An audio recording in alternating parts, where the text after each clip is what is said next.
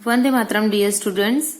आज हम देखने वाले हैं चैप्टर नंबर 6 विनोद पधानी, जिसका अर्थ होता है मनोरंजन करने वाले श्लोक। यानी इसके अंदर कुछ श्लोक दिए गए हैं जिसके अंदर रमुज उत्पन्न हो, कटाक्ष उत्पन्न हो, वैसे कुछ श्लोक दिए गए हैं। पहला श्लोक है सदा वक्री सदा क्रूरः सदा पूजा मये मपेक्षते कन्या राशि स्थितः नित्यम जामाता दशमो ग्रह। उसका अर्थ होता है कि हमेशा वक्री, वक्री का मतलब होता है टेढ़ा, हमेशा टेढ़ा, सदा क्रूर, उसका अर्थ होता है हमेशा क्रूर।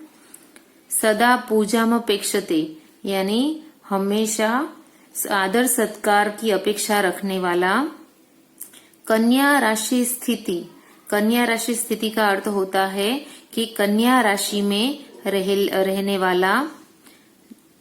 जमाता दशमो ग्रह यानी ऐसा जमाई क्या है, 10वां ग्रह है। ये पूरी पंक्ति का अर्थ होता है कि इसके अंदर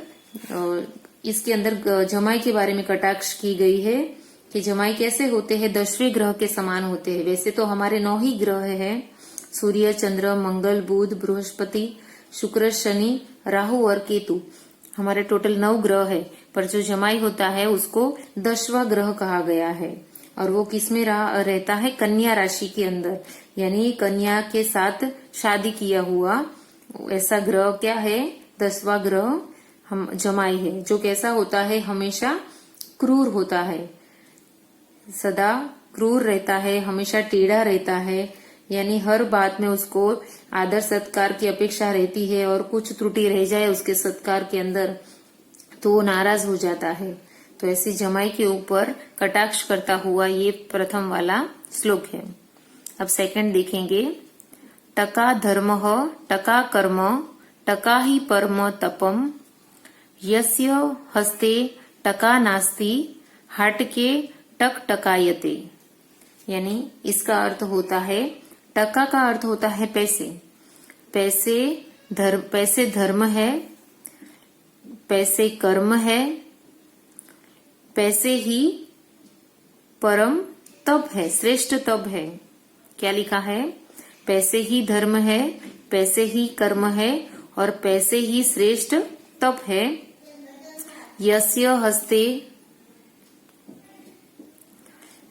हस्ते टका नास्ति यानी जिसके हाथ में पैसे नहीं, हाट के टक टकायते यानी वो हाट के का अर्थ होता है बाजार के अंदर, टक टकायते का अर्थ होता है भटकता रहता है।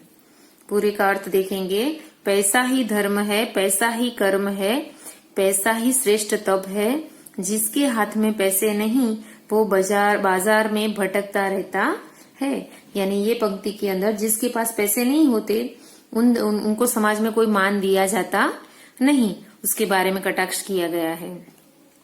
अब देखेंगे श्लोक नंबर 3।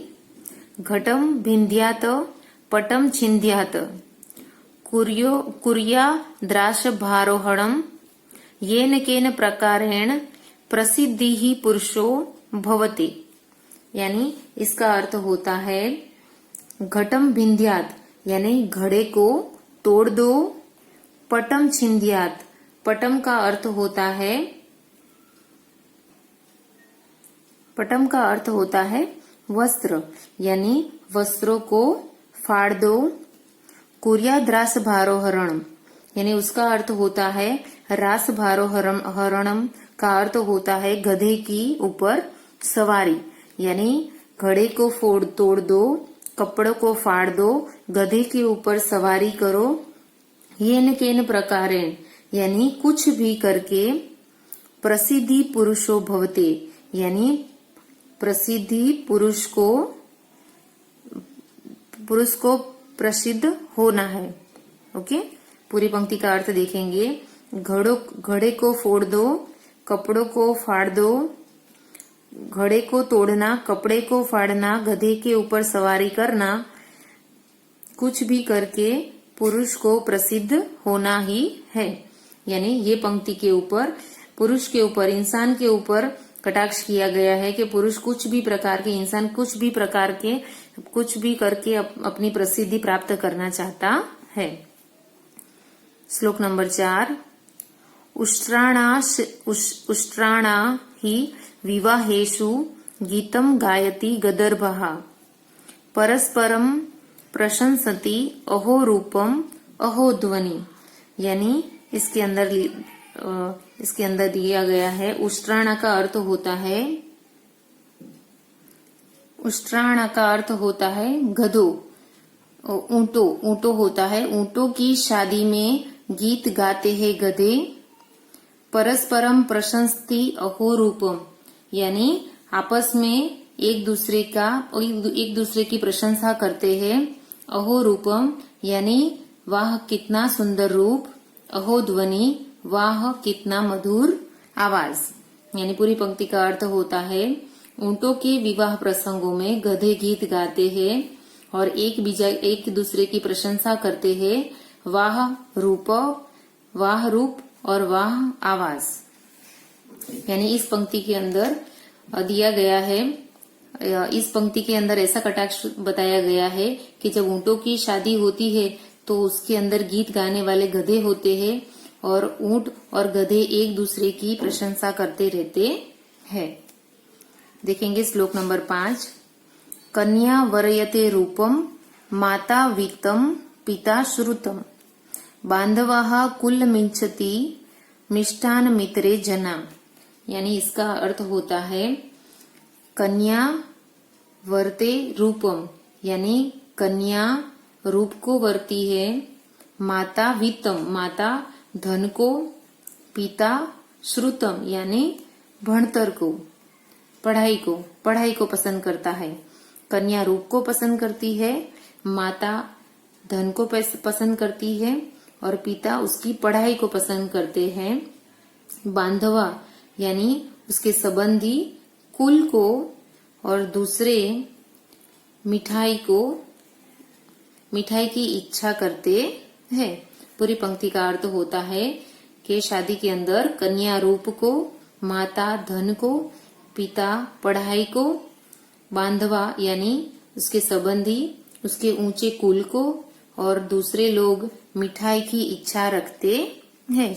इस पंक्ति के अंदर ऐसा बताया गया है कि कन्या रूप को, माता धन को, पिता पढ़ाई को और जो सगा वाला उसके संबंधी होते हैं वो कुल को और दूसरे लोग होते हैं वो मिष्टान को पसंद करते हैं। ऐसा कटाक्ष दिया गया है। श्लोक नंबर 6। वेदराज नमस्तुभ्यम यमराज सहोदर यमस्तु हरति प्राणान वेदः प्राणान धनानि च। यानी इसका अर्थ होता है, वेदराज का अर्थ होता है महान वेद। नमस्तुभ्यम तुम्हें प्रणाम। यमराज सदोहर यानी यमराज के भाई। पूरी लेटी का अर्थ होता है, हे यमराज के भाई तुम महान वेद हो, तुम्हें नमस्कार।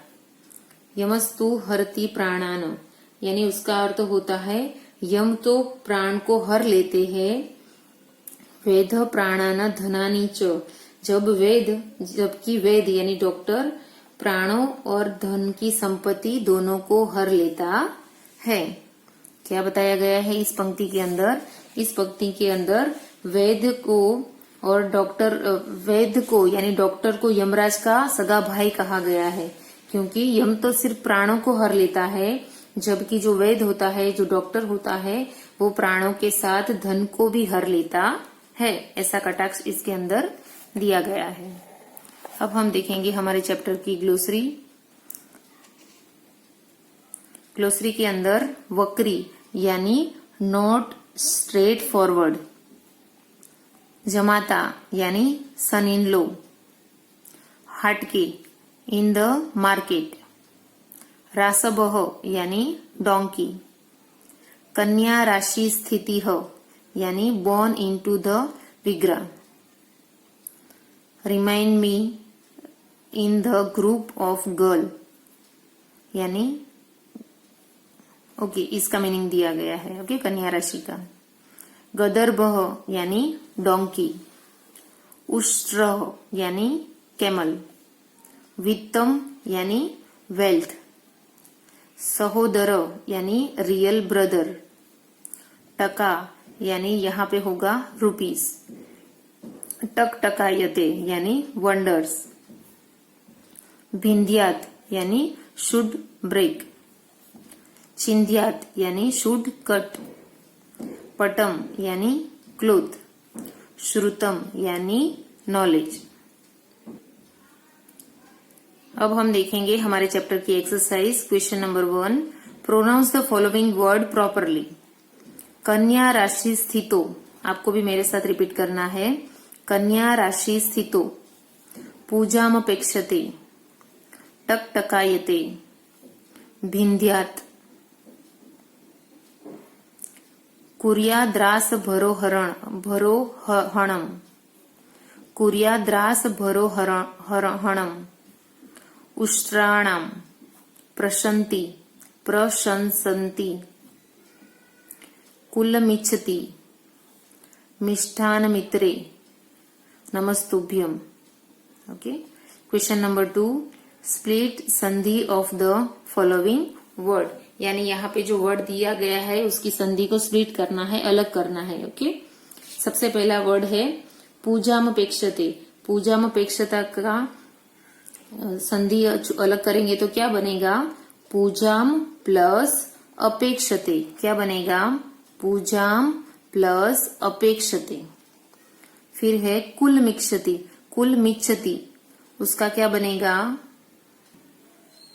उसका बनेगा कुलम इच्छति। क्या बनेगा? कुलम प्लस इच्छति।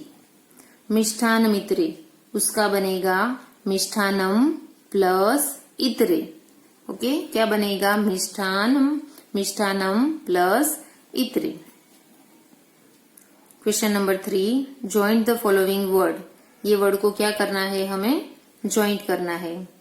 कह प्लस अपि, तो क्या बनेगा? कोडपि। ओके। फिर लिखा है यम प्लस तु, यमः प्लस तु, तो इसका बनेगा यमस्तु। नमः प्लस तुभ्यम, तो उसका बनेगा नमस्तुभ्यम। ओके। अब हम देखेंगे question number 4, complete the following shlokas, यानी यहाँ पे क्या करना है? आधे श्लोक दिए गए हैं, उसको कंप्लीट करना है। ये कौन सा वाला श्लोक है? सदावक्री। सदावक्री वाला कौन सा श्लोक था हमारा? फर्स्ट वन था, वो श्लोक हम यहाँ पे लिखेंगे। सदावक्री सदा क्रूर सदा कन्या राशि स्थिति सदा पूजाम अपेक्षते जमाता दशमो ग्रह। ओके। ऐसे करके इसको फिल करेंगे। ओके। पंक्तियों को मैंने यहाँ लिख लिया है, तो भी आपको समझ में नहीं आए तो आप श्लोक में से देख के लिख सकते हो। सदा वक्री सदा क्रूर सदा कन्या राशि स्थिति ही सदा पूजाम अपेक्षते जमाता दशमो ग्रह। दूसरी पंक्ति है कन्या वरयते, तो उसके अंदर आएगा कन्या वरयते रूपम माता वित्तम पिता श्रुतम बांधवाः कुलमिच्छति मिष्ठान मित्रे। ओके। यहाँ पे भी संधि को अलग करके लिख दिया है और यहाँ पे संधि को प्लस करके लिख दिया है। आप इसको एक बार देख लेना। अब आगे देखेंगे question number 5, copy the following word. हमें क्या करना है? सिर्फ ये वर्ड को कॉपी करके नोटबुक के अंदर लिखना है। भिंध्यात्, प्रशंसन्ति, नमस्तुभ्यम और उष्ट्राणाम। Question number 6, frame the new sentence replacing the underline word given in the bracket. क्या करना है? हमें न्यू सेंटेंस बनाने हैं। ये अंडरलाइन किए गए वर्ड को हटा के ब्रैकेट में दिए गए वर्ड को ऐड करके। ऐसा भी हमने आगे बहुत बार किया है, तो आपको समझ में आ जाएगा। सदा पूजाम अपेक्षते, कौन सा वर्ड मिटाना है? पूजाम। पूजाम मिटा के हम पहले कौन सा लिखेंगे? धनम। तो वाक्य कैसे बनेगा? सदा धनम अपेक्षते, एक वाक्य। दूसरा वाक्य क्या बनेगा? सदा सुखम अपेक्षते, दूसरा वाक्य। तीसरा वाक्य सदा सम्मानम अपेक्षते। 3 वाक्य, हर एक सेंटेंस के 3 वाक्य बनेंगे इसको हटा के। सेकंड सेंटेंस कुर्यात रासभे आरोहणम, तो इसके अंदर कौन सा वर्ड हटाना है, रासभे। तो चलो इसको ऐड करके वाक्य बनाते हैं हम लोग।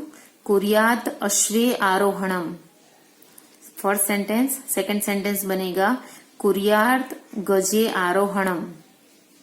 तीसरा सेंटेंस बनेगा कुर्यात बलिवर्दे आरोहणम। ओके, देखेंगे थर्ड नंबर बांधवा कुलम इच्छति। इसके अंदर कौन सा वर्ड हटाना है, कुलम।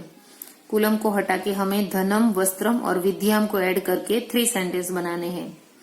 बांधवाः धनम इच्छति फर्स्ट सेंटेंस। सेकंड बांधवाः वस्त्रम इच्छति। तीसरा सेंटेंस बांधवाः विद्याम इच्छति। ऐसे 3 सेंटेंस बना के इसको लिखेंगे हम नोटबुक के अंदर। तो यहाँ पे हमारा पूरा चैप्टर खत्म होता है। नेक्स्ट वीडियो में हम न्यू चैप्टर देखेंगे। Bye students.